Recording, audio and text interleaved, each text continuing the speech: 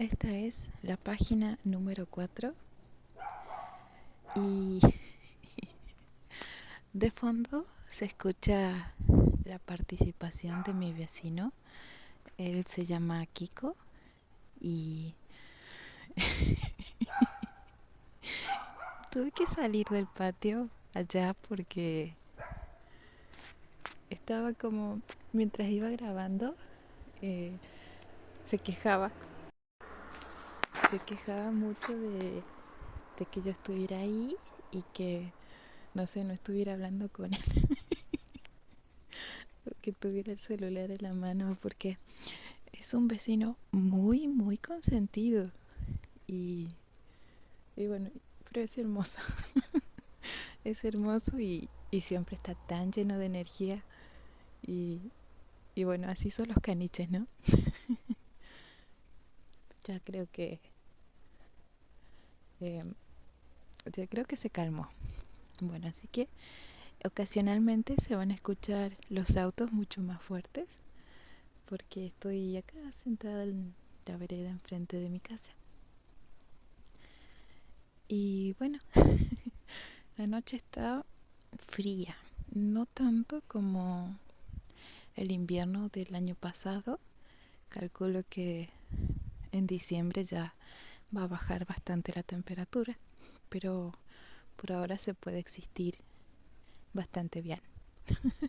El año pasado era una cosa de locos porque las manos se congelaban en un segundo y, y la nariz, todo, la espalda durísima de tanto estar como, no sé, luchando, haciendo fuerza contra el frío. Pero ahora está bien, ahora está un poco más llevadero. Y para ser mes de octubre diría que no ha llovido tanto como pensé que iba a volver a llover. Están pasando muchos autos. He cancelado muchas veces este audio. No sé si fue la mejor idea estar acá afuera, pero no nos va a detener. Y voy a seguir haciéndolo, porque hoy te voy a hablar sobre el estrés. Y bueno, para contarte esta historia es preciso retroceder unos cuantos años y llegar así hasta mi infancia. Bueno, te cuento que tengo una hermana mayor y un hermano que es el mayor de los tres, que en esos tiempos fueron mis compañeros de aventuras. Y estas aventuras eran básicamente, bueno, entre tantas cosas, ir a los supermercados. Y ahora que lo pienso bien, yo tenía como unos 5 o 6 años aproximadamente. Creo que 6, sí, porque iba a primer grado. Y bueno, eh, nosotros acostumbrábamos mucho a ir a los supermercados que estaban en el centro, es decir, esas tiendas bien grandes que tienen de todo y que tienen muchas cajas en donde se hacen los pagos de todos los productos que se van a comprar. Y bueno, como vivíamos en la zona central de la ciudad, estaban muy cercanos de nuestra casa, que nosotros rentábamos aproximadamente unas 5 manzanas de los supermercados que en ese entonces estaban todos juntos prácticamente. Y bueno, en ese tiempo estaba muy de moda los sorteos, esos que uno llena un cupón, lo deposita en una urna y bueno, tal día se realiza el sorteo y la persona que sale sorteada recibía una orden de compras. Bueno, que los premios solían ser de aproximadamente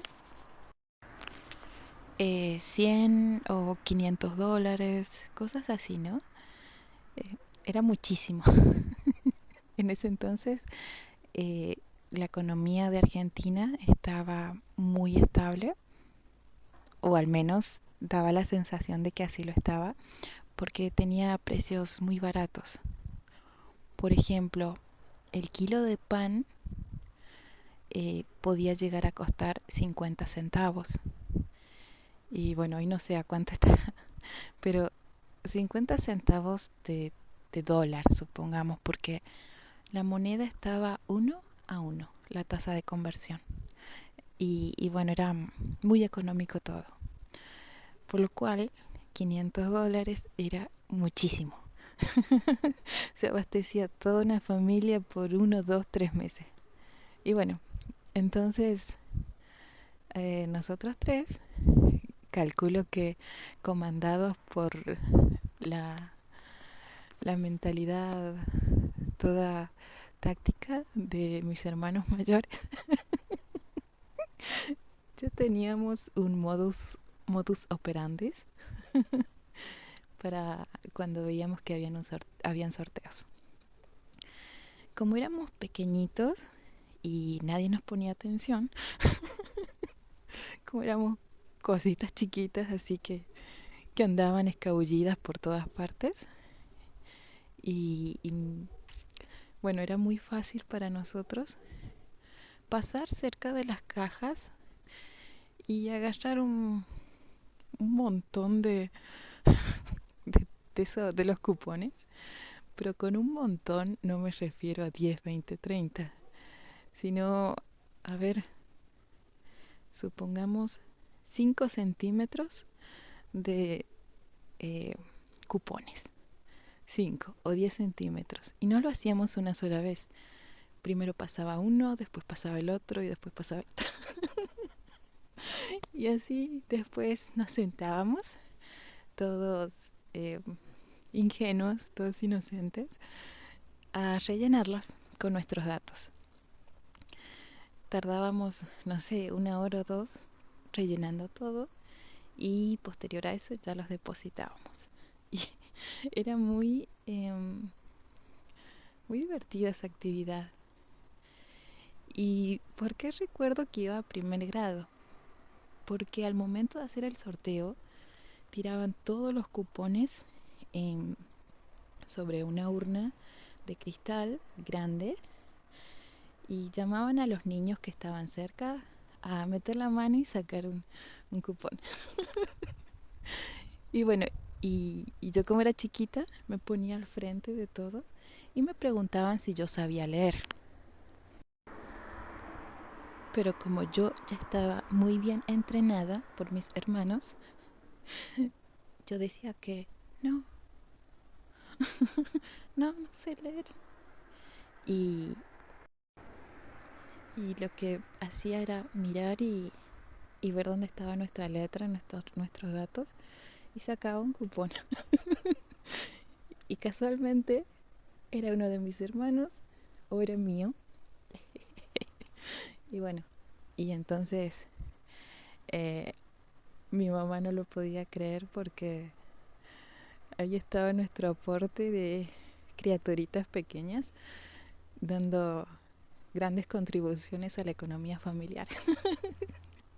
Lo cual era una gran bendición, porque mi mamá tenía 2 trabajos, o a veces uno, y como trabajaba en negro y también ella era inmigrante, era extranjera ya en Argentina, tenía unas oportunidades laborales que eran em, muy poco remuneradas.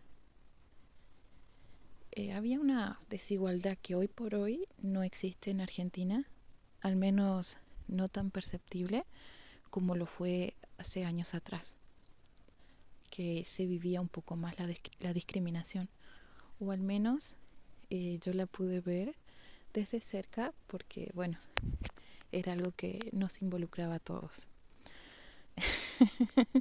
Y bueno, entonces eh, era una gran bendición, porque estaba solo sola mi mamá, con nosotros tres, con las tres sanguijuelas ahí.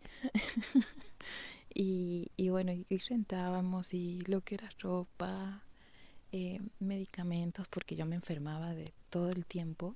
Me engripaba, no sé, 10 veces al año. Y, y bueno, la luz, el gas, la comida, que comíamos muchísimo nosotros. Y bueno, y tantos gastos más que estaba muy saturada, mucho.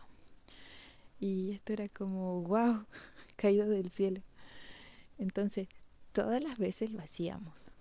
Y en algunas ocasiones ya habíamos salido los tres, pero y volvía a salir el nombre y bueno, ya no, ya no.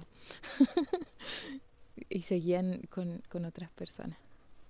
Pero ese es un recuerdo muy especial para mí. Me gusta mucho traerlo a mi mente porque eh, recuerdo que era un alivio. Nos ayudaba mucho y nos permitía seguir adelante y que todos pudiéramos comer y bueno, tener las cosas necesarias para la escuela, que de otro modo eh, hubiera sido, no sé, más difícil de lo que fue en ese entonces. Y bueno, ahora, todo esto de los sorteos que era muy divertido, esto está relacionado con que una de esas ocasiones en las que había salido eh, uno de los cupones nuestros, creo que había sido el mío, porque yo le pedí si podía llevar algo y me dijo que sí, que lleve. Entonces recuerdo que en la sección de libros que estaba en el supermercado, me llamó mucho la atención uno que era todo verde y se llamaba Las 10 claves del pensamiento positivo de Napoleón Hill. Y bueno, me puse a hojearlo y decía, clave número uno, tal cosa, ni me acuerdo cuáles son,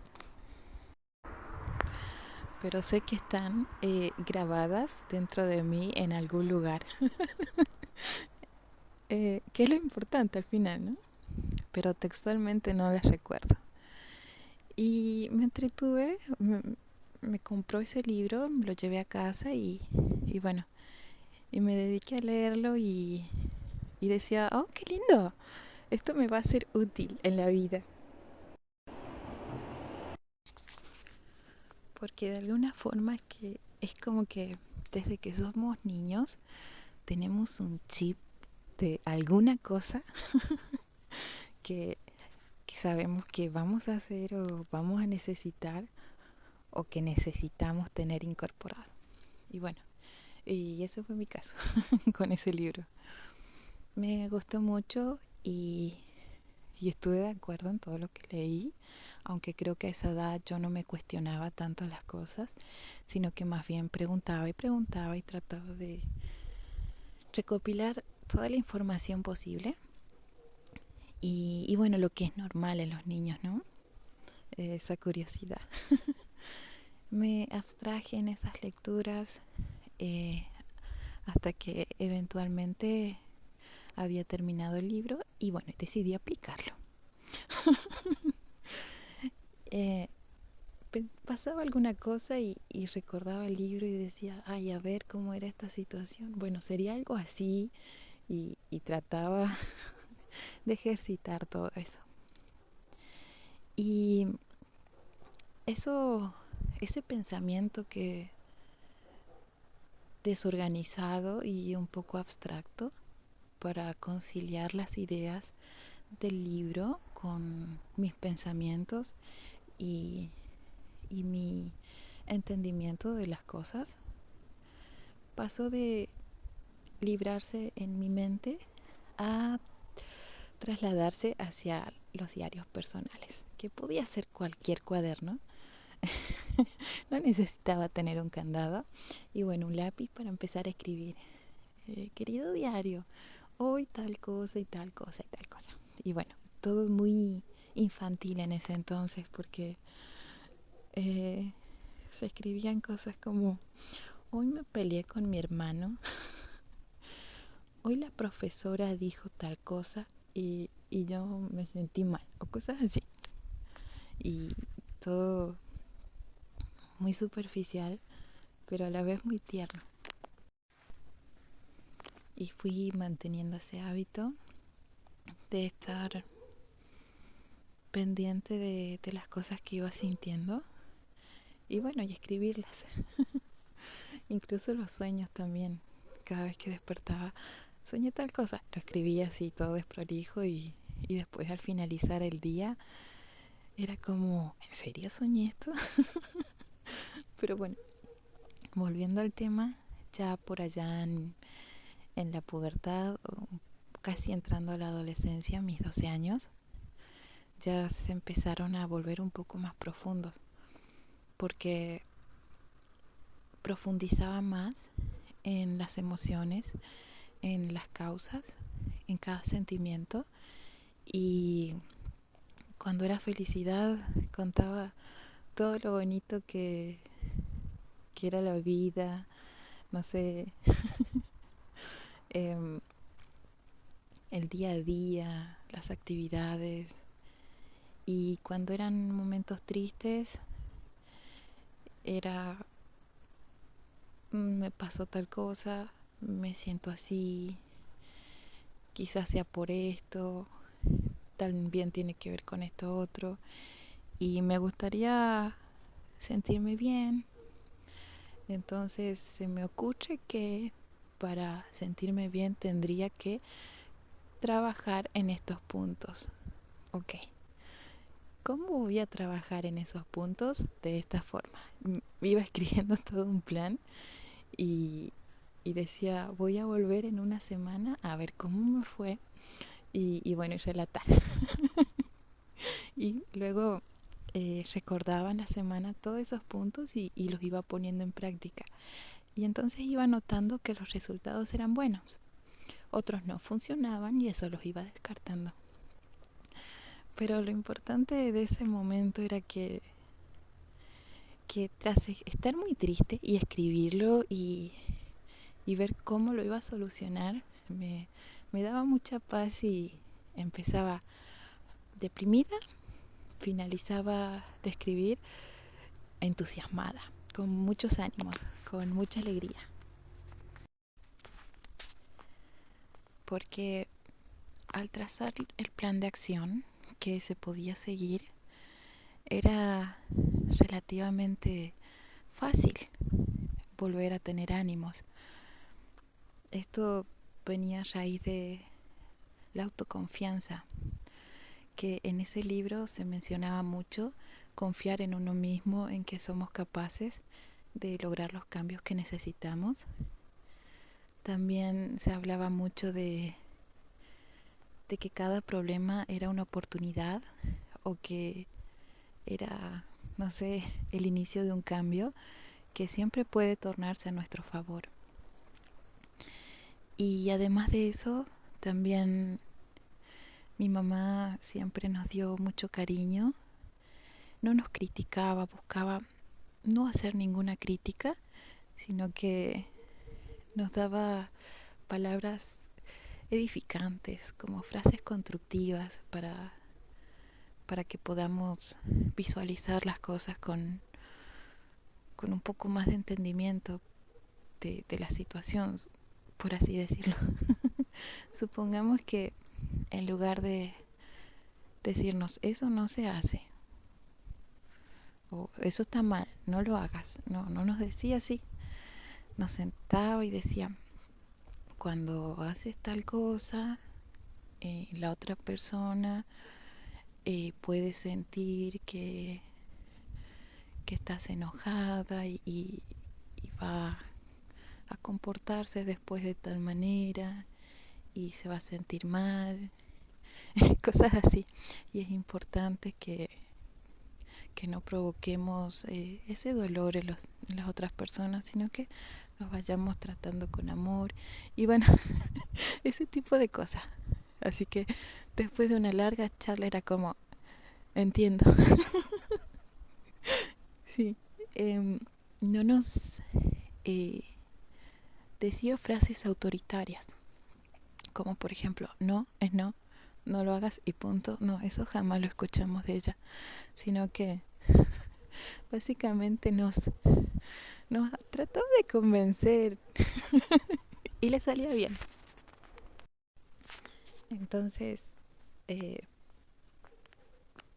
esa sensación, ese respeto que ella nos mostraba desde muy pequeños, nos ayudó a respetarnos, a respetar nuestras inseguridades, nuestros miedos, nuestros momentos felices y, y no sentirnos menos por ello, por eh, cosas que son muy grandes cuando uno es un poco más pequeño, pero ya después las visualizamos diferente. Cuando vamos desarrollando más herramientas. Pero bueno, un niño no las tiene a todas, no tantas. Y, y bueno, todo esto me ayudó mucho a querer seguir profundizando y buscando explicaciones y soluciones para mis distintos tipos de emociones. Y yo pensaba que, bueno, el enojo lo puedo trabajar, la tristeza, la ansiedad, el miedo, todos ellos era como, lo siento, lo vivo, pero no, no dejo que sean más fuertes que yo, que, no sé, mi fuerza de voluntad o alguna cosa, que mi confianza. Entonces, podía decir que estaba eh, con una relación conmigo misma que era bastante sana. Y, y eso siempre se lo voy a agradecer porque me ayudó mucho a formar mi persona, a sentirme como me siento hoy. Bueno, ese fue el gran trabajo de mi mamá, que la admiro mucho, muchísimo porque ahora que soy mamá digo, uy, qué difícil que era, pero es muy hermoso. Y, y en esto no entra mi papá en ningún aspecto porque él nos abandonaba mucho, volvía cuando se quedaba sin trabajo y bueno, después finalmente cuando todo iba bien en su vida se fue. Y bueno, pero ese es tema de otro video. Con ella no sentía la necesidad de que él estuviera cerca. Es más, hasta era más tranquilo porque él tenía una mala relación con el alcohol. Pero bueno, luego de eso, con todo esto de lo que es el abanico de emociones que se pueden vivir, em, había una que nunca había logrado dominar, que yo no sabía cómo gestionar, y ese era el estrés. Llegué a pensar que no era posible, que por eso se debía evitar a toda costa, porque no era eh, soluble, no era algo que se pudiera fragmentar en partes y controlarlo, no sé, dividirlo y hacerlo pequeño, quitarle su fuerza, no, no había forma, al menos para mí no la había. Con todo esto no estoy diciendo que se logra no sentir las cosas, todo lo contrario, se sienten, se experimentan, se viven, pero se superan. Y, y el estrés no lo podía superar. Cuando me estresaba, entraba como en pánico, no sé, una tensión y explotaba todo, todo empezaba a salir mal. Y bueno, em, hasta hace un tiempo que fui conectando cosas, que también esto va hacia la niñez otra vez. En esos tiempos cuando uno no tenía internet ni celulares y solo había televisión y, y no pasaban los dibujos que a uno les gustaba ver todo el día. O sea, uno quería ver Tom y Jerry, Bugs Bunny, Sailor Moon, eventualmente Dragon Ball o Pokémon y ya. Y después todo lo demás era aburrido, a no ser películas como Volver al Futuro, Terminator, cosas así, que si uno lo atrapaba, ahí quedaba el canal. O también Los Simpsons, el Chavo del Ocho, y esto no tiene nada que ver. Pero bueno, cuando no había internet,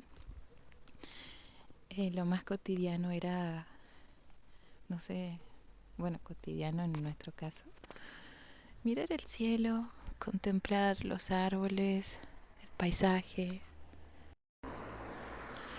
eh, leer o dibujar.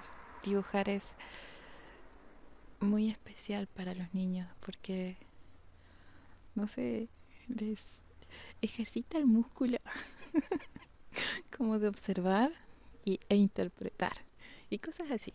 Y bueno,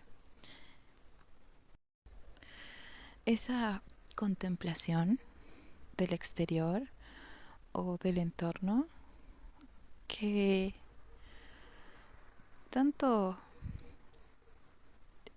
tanto realizan los que son los más pequeños, es lo que los mantiene tan anclados al presente, al momento actual. Y si unimos la contemplación junto a las emociones, al estrés, se crea, no sé, una receta mágica que es como observar cómo cómo nos transformamos al estar estresados, cómo se frunce nuestro ceño, cómo tenemos, no sé, un nudo en la garganta, en el estómago, nuestro corazón, cómo a veces nos tiemblan las manos y, y dejamos caer las cosas o las colocamos de modo brusco. Observar todo eso que experimenta nuestro cuerpo y los pensamientos que pasan en esos momentos es muy importante porque podríamos pensar, ¡ay, qué gracioso! Así que esto es lo que provoca el estrés. Cuando estamos felices, vemos que nos empiezan a doler las mejillas de la sonrisa, se nos achinan los ojos y tantas cosas más que no son incómodas de ver, es divertido. Y bueno, y en el estrés pasa algo similar. Estamos buscando siempre mantener la calma, pero cuando llega ese momento podemos ver todo lo que estamos sufriendo. Qué triste, ¿no? Lo que estamos sufriendo. Y cómo nos comportamos, cómo reaccionamos y salir de ese papel. Como si estuviéramos mirando una película y dijéramos, ay, está estresado, relájate. O cosas así. Entonces eso fue lo que me ha ayudado a combatir el estrés.